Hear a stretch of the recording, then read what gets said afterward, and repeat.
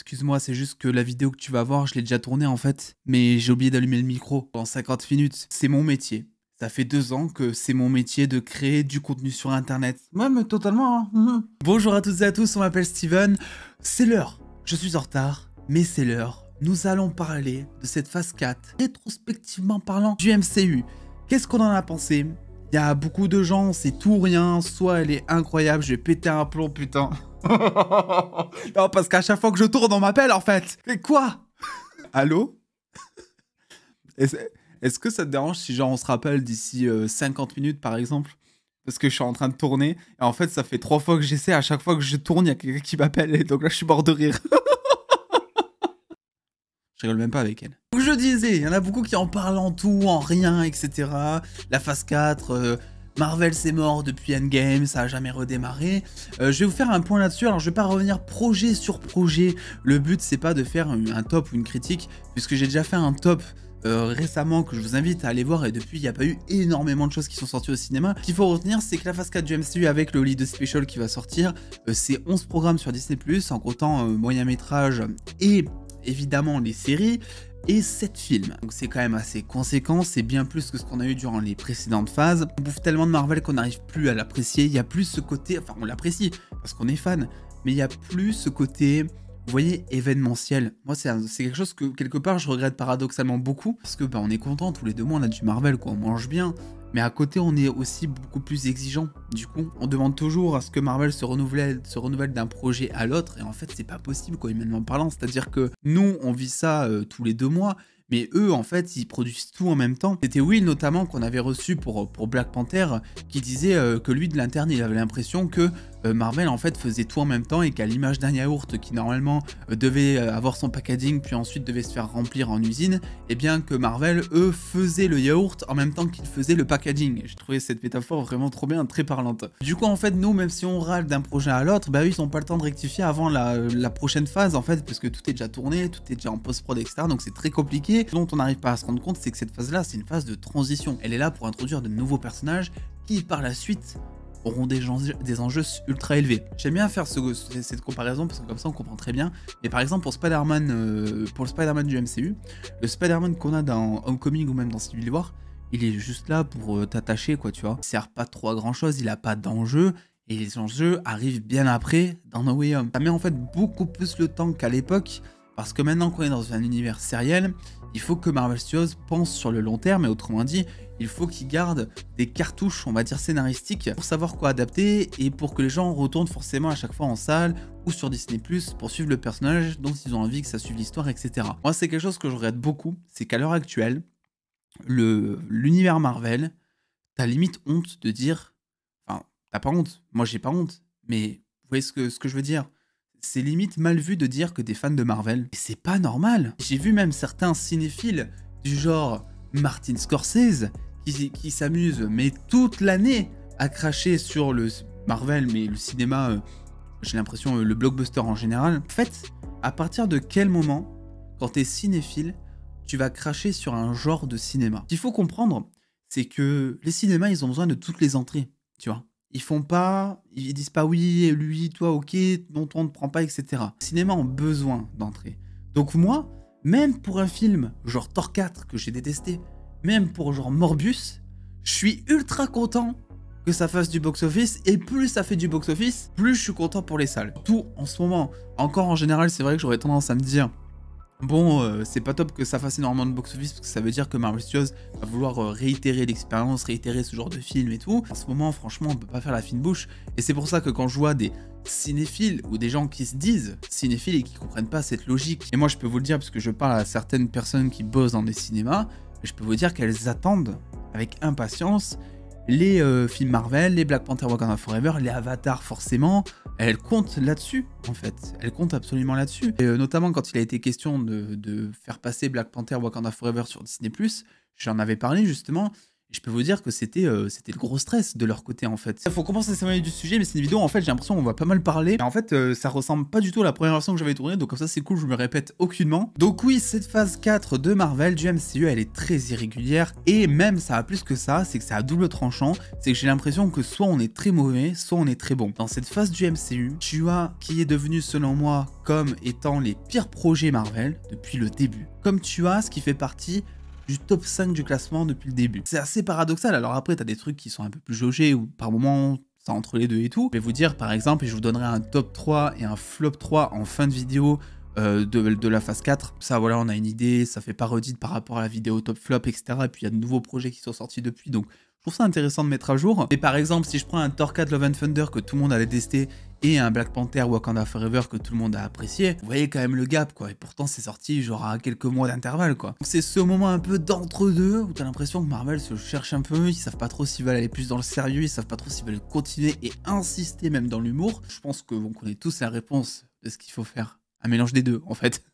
Mais quand même aller plus vers le dramatique Marvel Studios s'il vous plaît, je sais que vous regardez cette vidéo. En fait grosso modo on le voit, c'est même en général une phase où Marvel Studios, au-delà de la transition, au-delà du fait d'incorporer de nouveaux personnages, ils se cherchent et ils essaient de se renouveler. On a eu plein de genres différents, on a eu plein de tons différents, on a eu plein de personnages différents, de cultures également. Donc moi c'est quelque chose que là-dessus je peux retenir de positif sur cette phase, c'est qu'on a eu une introduction par exemple à la religion musulmane avec Miss Marvel, comme on s'est plongé ensuite dans la culture plus niveau Wakanda avec Shuri et Wakanda Forever, on est parti ensuite du côté de Shang-Chi les 10 Anneaux, où là encore tu découvrais une autre culture qui avait énormément de potentiel et qui est trop cool et qui a toujours énormément de potentiel à l'écran. C'est à dire que Shang-Chi, moi je l'ai ressenti un peu comme Wakanda Forever, dans le sens où t'arrives, t'es totalement dans une autre bulle de ce qui se faisait avant chez Marvel Studios. Alors t'as des trucs qui reviennent etc, c'est sûr, mais Black Panther 1 avait ce truc de t'immerger dans une culture,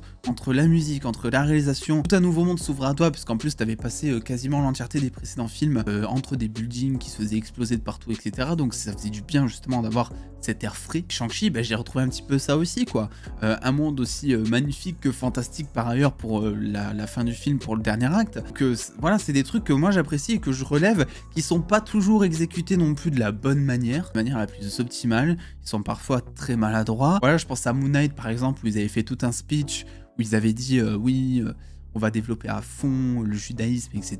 Donc au final, t'as juste une pauvre scène où tu vois Oscar Isaac jeter sa kippa par terre, il est énervé, et puis voilà, ça dure vraiment 30 secondes. Là où par contre, à côté, je trouve Miss Marvel, le point fort de la série, c'était même pas le côté héroïque, c'était le côté Kamala Khan, le côté où ils arrivaient à t'immerger dans leur culture, dans leurs coutumes, dans leurs traditions, dans leur langue aussi. Et moi j'ai adoré, c'est l'aspect que j'ai le plus kiffé de la série justement. Et en plus c'est un petit risque dans le sens où quand tu vas prendre parti pour une culture, pour une religion en 2022 toujours, et c'est toujours aussi grave de le dire, mais il y a toujours des gens qui vont cracher dessus sous prétexte que tu vas parler des musulmans, sous prétexte que tu vas mettre un afro-américain en guise de héros. Je vous jure, hein, c'est toujours le cas, moi je le vois en commentaire. C'est pareil, il y a un mot qui est arrivé, et je m'en fous que vous le pensiez les gars, mais le mot woke n'a aucun sens, arrêtez de l'utiliser. Il y a des youtubeurs qui l'utilisent, ça ne veut strictement rien dire. Et vraiment, je suis prêt à débattre avec n'importe qui sur ce sujet. Invitez-moi qu'on parle de ce mot si vous voulez. Ça ne veut rien dire. Ça fait genre, peut-être, je ne sais pas. Ça évoque une certaine idée comme quoi on essaie d'être inclusif. Peut-être que c'est ça que vous voulez dire. Mais le mot woke n'existe pas. Et le problème, c'est peut-être que vous le comprenez, chers collègues youtubeurs. Je ne sais pas, mais le public qui vous regarde, dont ce n'est pas le boulot de chercher à comprendre, il s'en fout. Et donc, il va aller spammer ce mot à tout bout de champ, sur Twitter, sur YouTube, qui n'a aucun sens et qui va le dénaturer, si tant est qu'il est une nature, et qui va surtout le décontextualiser. Donc, arrêtez avec ce mot, c'est un enfer. Je me suis vraiment énervé tout seul, bordel. C'est quoi, en fait, quand on a aboli l'esclavage, on était woke? C'est ça que vous voulez dire? Parce qu'on était éveillés. On s'ouvrait sur un autre aspect du monde, on se disait que finalement l'esclavage c'était pas bien, donc on était woke. Ça n'a aucun... Vous voyez que ça n'a aucun sens. Bref, ce côté inclusif en tout cas, où on essaie tout simplement d'apporter de la diversité, eh bien je trouve que c'est bien. Je trouve que c'est bien parce que moi ce qui m'a fait accrocher à Marvel depuis le départ, c'est Spider-Man. c'est Peter Parker parce que je me suis reconnu en lui, parce que c'était la dèche, parce que j'étais timide, parce que bref, plein de points en commun, je vais pas vous raconter ma life, et parce qu'ils étaient chocolatines, surtout aussi évidemment comme moi. Et c'est vrai que jusqu'à présent, t'avais pas forcément de musulmans dans le MCU par exemple. Et moi je trouve ça cool, je trouve ça super cool, où t'avais pas une déesse du tonnerre non plus. Je trouve ça cool, je suis désolé, je vois pas pourquoi il y aurait pas un héros pour tout le monde. Donc arrêtez avec ce mot, avec cette idée que les héros c'est forcément des gros mecs avec des muscles ou payent des thunes ou je sais pas, c'est surfait et c'est surfait depuis un moment. Lisez des comics, vous verrez, c'est comme ceux qui me disent Shuri d'où elle est Black Panther. Frérot, j'ai vu des aberrations en commentaire, des gens qui me disaient oui non mais Disney ils adaptent tout pour être woke, Shuri en Black Panther, lis des comics. Ok. Vraiment, ça fait partie aussi de cette phase, hein, mon énervement, je pense que la communauté aussi joue pas mal, mine de rien. Enfin, la communauté, pas vous, pas spécialement ma communauté, mais la communauté Marvel, en fait, se plaint de plus en plus, et pour rien, dû au fait qu'on tous les 2 mois, on a un nouveau projet Marvel aussi, donc on est de plus en plus attentif, et surtout spéculatif, dans le sens où, maintenant, on est dans une culture de l'instant, où on va beaucoup vivre entre chaque épisode, toujours l'épisode, parce qu'on va aller regarder 36 000 vidéos théorie, ce qui est d'ailleurs très bien, on continue à le faire, hein. Moi je suis très content et puis ça me fait kiffer, plus sur certains programmes que d'autres, évidemment. WandaVision, ça a été la série par excellence où j'ai pris mon pied à vous en parler, à faire 9 vidéos par semaine là-dessus, c'était trop cool. Et voilà, en plus des cultures différentes, des personnages différents, ils ont apporté des époques différentes, des endroits différents, avec notamment Werewolf by Night, je pense à ça, qui était vraiment un risque selon moi. J'étais pas très convaincu au moment de ma réaction de trailer, même si tu sentais que c'était un parti pris qui prenait, et ça c'était salué directement, mais est-ce que ça allait pas trop tomber dans le côté nanardesque, parce que justement on s'inspirait des films d'horreur de John Carpenter, etc. Je sais pas comment ça allait rendre. Au final, tout a super bien fonctionné. Je pense que Werewolf by Night, qui est d'ailleurs toujours aussi compliqué à dire, est un des projets MCU peut-être les plus aboutis de cette phase, ça c'est sûr, et du MCU en général, quoi. On a vraiment assumé pleinement la vision artistique qu'on avait du programme, quoi. C'est pour ça que quand vous me dites qu'il y a de moins en moins d'artistique chez Marvel, je pense que c'est juste que vous arrivez de moins en moins à l'apprécier. On voit beaucoup plus maintenant le côté cahier des charges, pognon de Disney, etc. Parce que on a compris maintenant depuis le temps que Marvel est un événement, est un univers qui fonctionne de manière sérielle. Là où avant, c'était déjà compréhensible, mais on parlait juste de suite. Iron Man 1, Iron Man 2, Iron Man 3.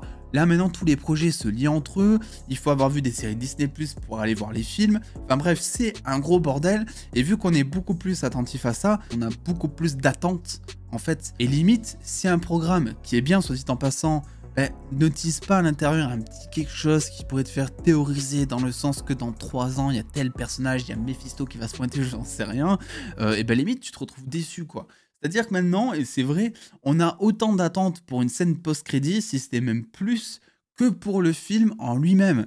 Je me rappelle, durant Wakanda Forever, il y a des gens qui parlaient beaucoup de la scène post-crédit parce qu'ils avaient vu donc les retours presse qui disaient que c'était parmi les meilleurs post-crédits du MCU en général, si c'était la meilleure. Et donc beaucoup parlaient de la scène post-crédit plus que du film. Moi je trouve ça dingue. Donc maintenant côté MCU, on commence à être un peu des enfants pourris gâtés dans le sens où on a eu tellement de choses qui étaient incroyables que maintenant on demande toujours plus, sauf que c'est pas possible parce que pour renouveler un univers, t'es obligé de passer par une phase de transition. T'es obligé d'intégrer de nouveaux personnages, de faire mourir les anciens. Et c'est ce qu'ils sont en train de faire. Il y a à chaque fois quelque chose qui est là dans le cahier des charges pour te dire bah, ce personnage il est dans Doctor Strange 2, America Chavez par exemple, c'était ça, c'était hop, on la met dans Doctor Strange 2, mais on la met là parce que vu que c'est la seule à pouvoir ouvrir des portails entre univers, elle va nous servir par la suite pour faire quelque chose jusqu'à Secret Wars. Ça, tu le sentais quand tu voyais le film, et je pense que ça dérange beaucoup plus qu'avant, ce genre de choses. C'est aussi forcément beaucoup plus présent, parce que l'univers est de plus en plus grand, il y a de plus en plus de programmes, et donc Marvel doit aussi faire de plus en plus de liens. Et ce qui notamment, je sais pas s'ils oublient ou s'ils le font exprès, ou pour l'instant si on n'a pas la réponse, quand tu vois, je le répète encore, ça fait 2 ans que je répète ça,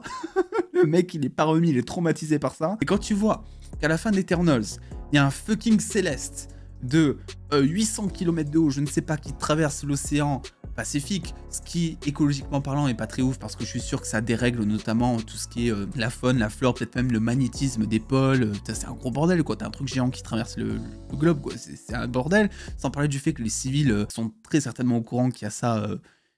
qui dépasse partout. En fait, t'en reparles jamais. Depuis t'en as pas parlé. Alors oui, il y a eu une pauvre ref dans She-Hulk, sur un journal en mode news de fond. Mais franchement, pour un truc pareil, imagine ça se passait dans la vraie vie, t'as un espèce d'humanoïde géant extraterrestre qui dépasse l'océan Pacifique, direct, tu parles de ça, mais partout pendant 6 mois, quoi. Tout est-ce que ça vient, etc., quoi. Donc, ouais, il y a certaines cartes comme ça qui n'ont toujours pas été utilisées. Donc, je sais pas s'ils vont les utiliser, je sais pas s'ils les ont oubliés, je sais pas s'ils font exprès de les oublier. Mais c'est un peu chiant. C'est un peu chiant parce que du coup, ça te forme des attentes. C'est tout con, hein. Franchement, une attente comme quoi les civils pourraient voir le Céleste, on s'en fout en soi. C'est pas genre, j'attends trop The Amazing Spider-Man 3 ou tu sais, un délire comme ça. Non, là, on parle juste d'un petit truc scénaristique qui se passe.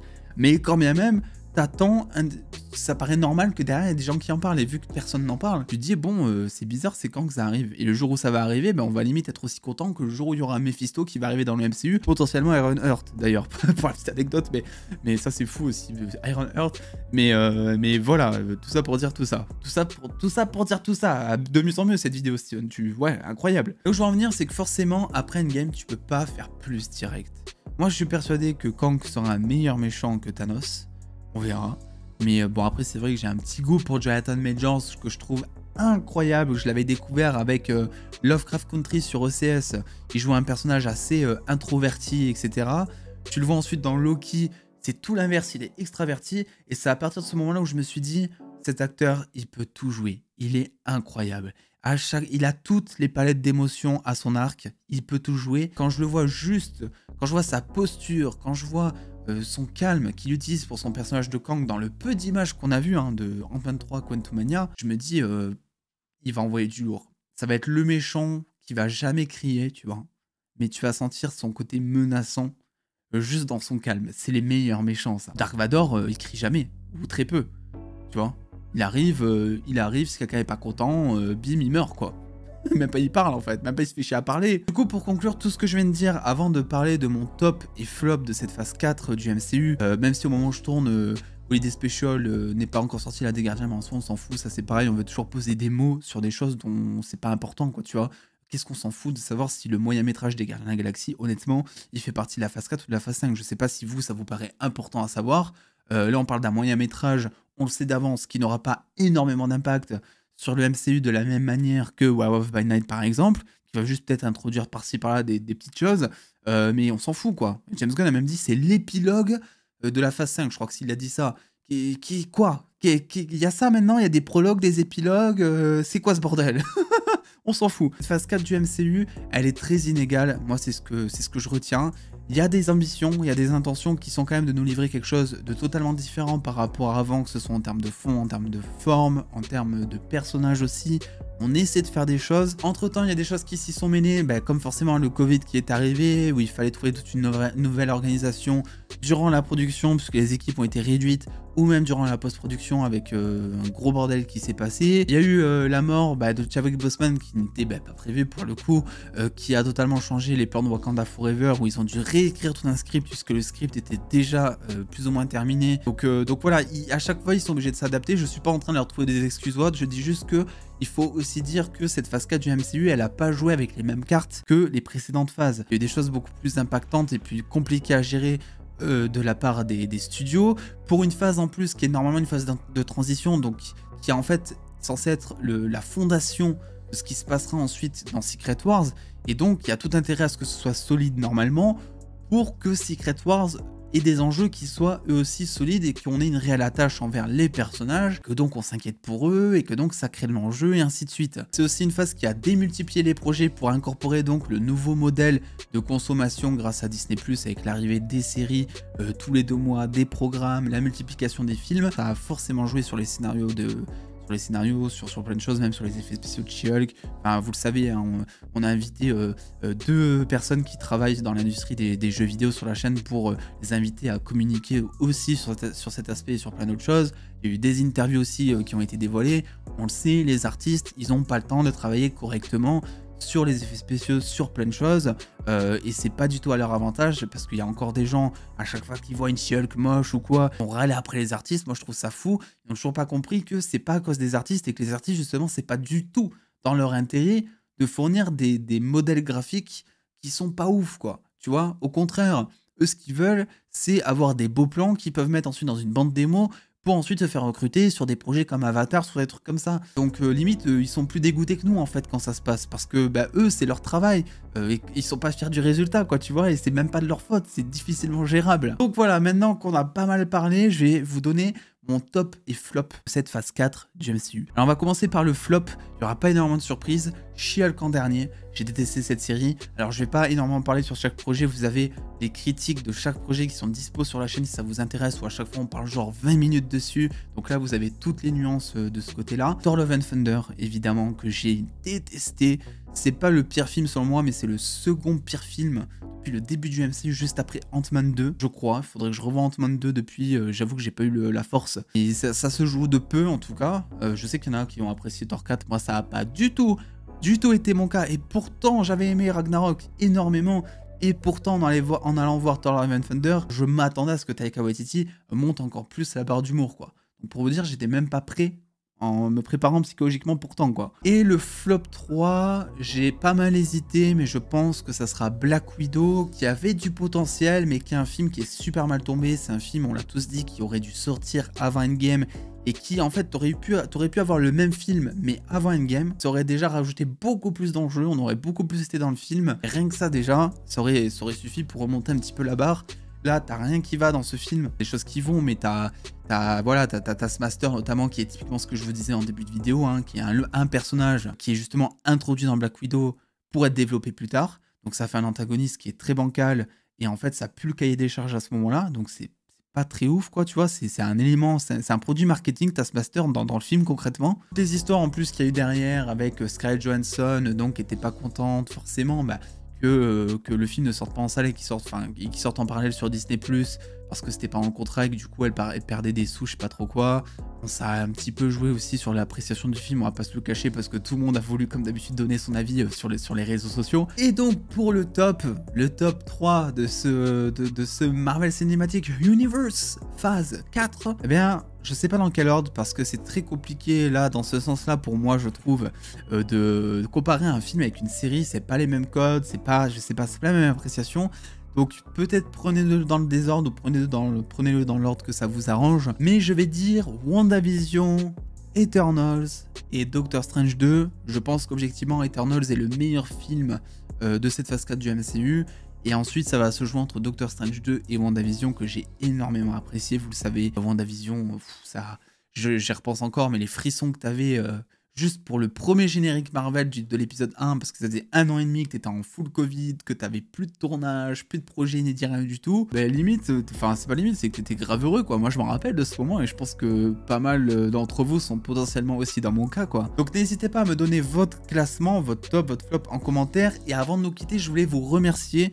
On vient de finir une phase Marvel, et vous savez que Marvel, ça a été l'activité plus ou moins principale de la chaîne pendant cette année en tout cas. Et j'ai passé vraiment de très très bons moments, notamment en termes de théorie. C'est marrant parce que Marvel, quand j'ai commencé ma chaîne, c'était vraiment le sujet qui bidait le plus, si vous voulez. Je suis très content d'être arrivé à le soulever, parce que c'est un univers que j'adore, c'est l'univers qui m'a fait découvrir le cinéma au sens large du terme. C'est vraiment mon premier univers, ma première passion, Marvel. Je pense qu'on l'aura deviné, et du coup bah, je me verrais mal être sur YouTube et ne pas parler de Marvel, parce que ça biderait tout le temps.